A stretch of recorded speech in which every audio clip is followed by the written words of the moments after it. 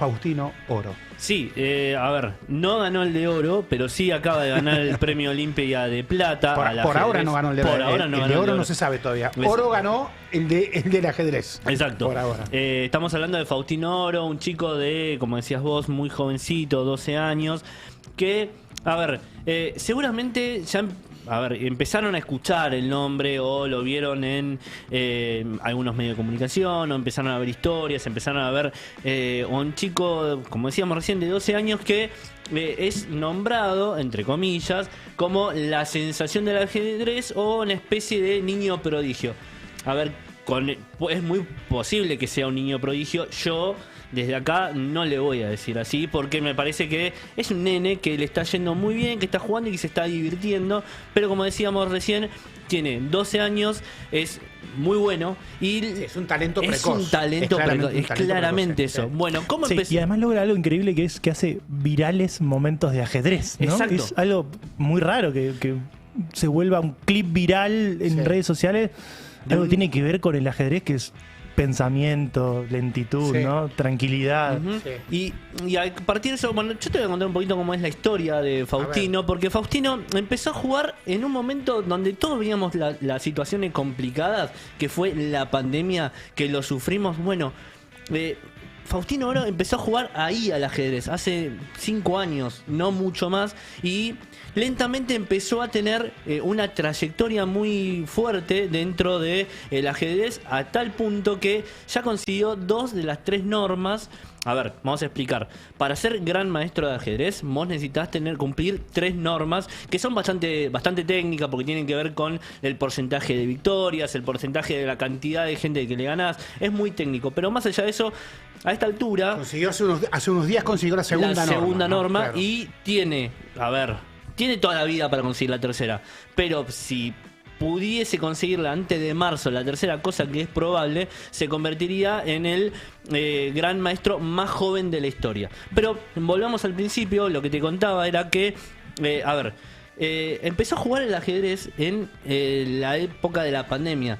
¿Por qué? Porque los padres, básicamente la madre, esto lo ha contado incluso, no soportaba más que esté en el departamento encerrado pegando la pelota directamente en todos lados. Entonces dijeron, al padre dijeron, enseñale a jugar al ajedrez, que se quede tranquilo. Increíble, porque alguien en esta época diría, el nene está todo el día en el sillón con el celular, y no, él le estaba pegando la pelota y a la madre le molestaba eso. Se quejaban los vecinos, había que pintar otra vez la casa. En pandemia, una situación muy complicada, entonces le dijeron, bueno, aprendí a jugar al ajedrez. Y empezó lentamente con el padre, que sabía algunos movimientos, le empezó a mostrar cómo era esto del ajedrez, dónde iba la fichita, cómo se movía los peones, una estrategia mínima y básica. Bueno, pero más allá de esta situación, de lo que estábamos contando, descubrieron lentamente que el chico tenía talento, pero no tenía cualquier talento, sino que tenía algo diferente. Y para eso, para que me cuente un poco más, porque yo tengo que decirles que yo no sé mucho de ajedrez, claramente. Hablé con alguien que sí sabe. Con suerte movemos las piezas. Que es Leandro Crisa, que es gran maestro argentino, aparte es entrenador de ajedrez, que me contaba la diferencia de Faustino Oro con otro chico de la edad que también puede ser considerados talentos. Lo escuchamos y te cuento un poco más. A ver.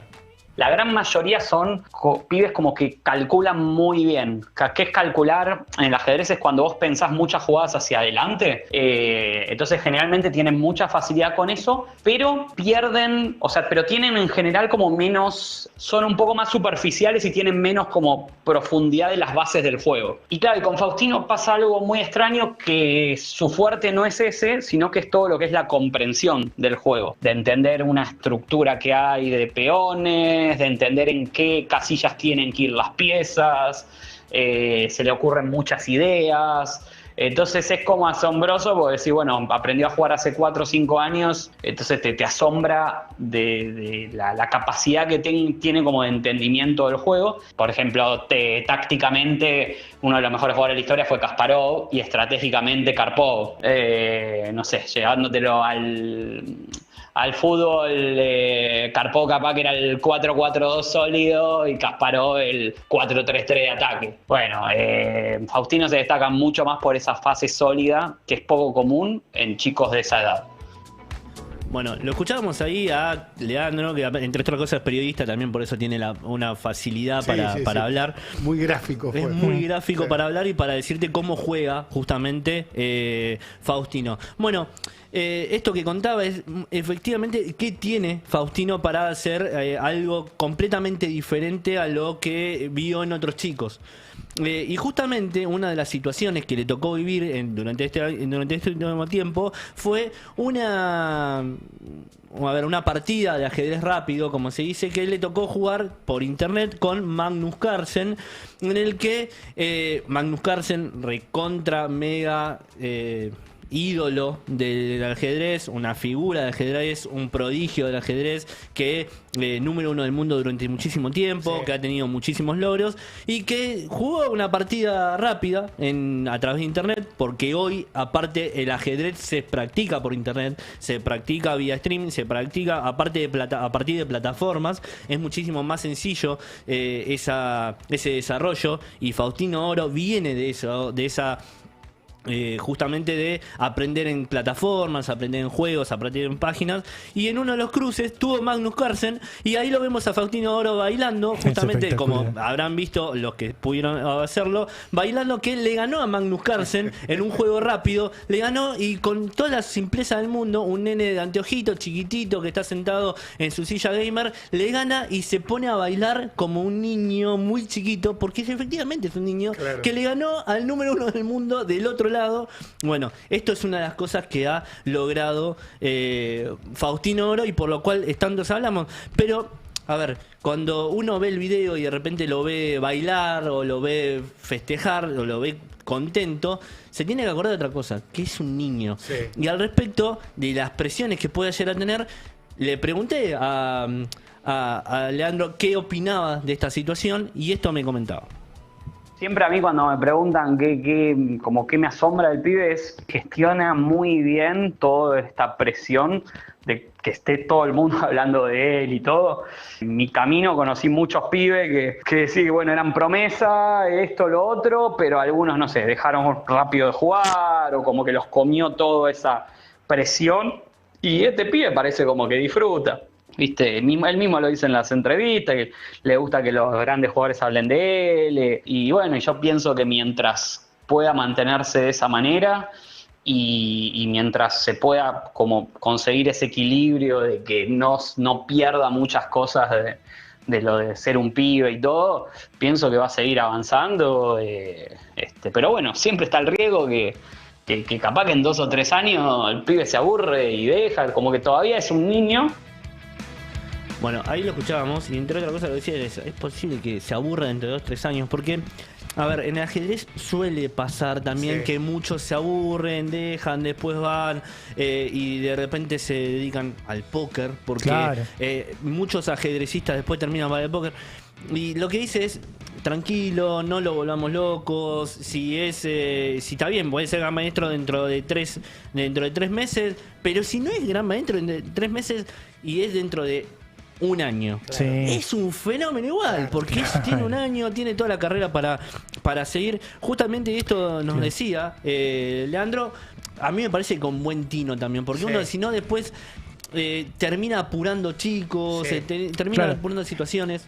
No lo quiero comparar porque justamente es lo contrario, pero es como si todos nosotros nos hubiéramos enterado que Messi era el prodigio que era a los 8 o 9 años, y hubiéramos estado todo el día encima durante 10 años hasta que debutara en primera, y después queremos que seas el más joven que debute en Barcelona. Queremos que seas el más joven que esto, que más joven. Sí. Una vez que te llegó la fama, o los llamados. Bueno, le pasó a la Mela, por ejemplo, eso, ¿no? ¿Se acuerdan? Te digo algo que... ¿Cuántos sucesores de Maradona hubo primero?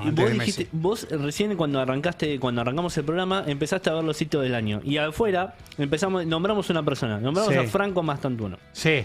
Que no es el más joven y por 20 millones, no sé cuántos millones de dólares. 45 millones, ¿no? 45 a Real millones. Madrid. Se fue al Real Madrid. No, pero qué bestia, qué locura. Y de repente no se acomodó, porque es lógico que no se acomoda. Un técnico que que está medio complicado, no lo pone, que esto y lo otro.